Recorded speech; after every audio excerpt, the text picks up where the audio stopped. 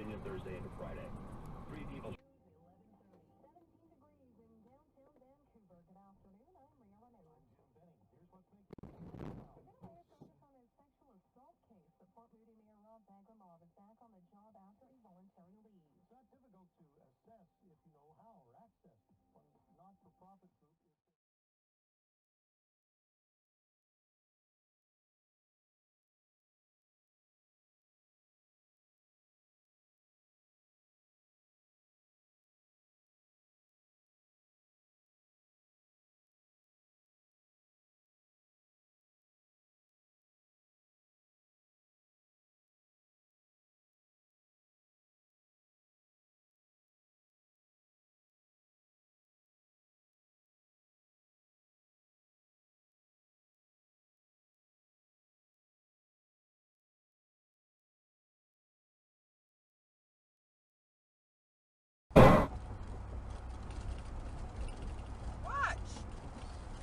Whoa.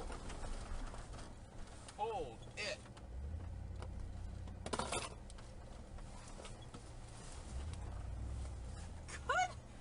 Good grief, go after him and call him in.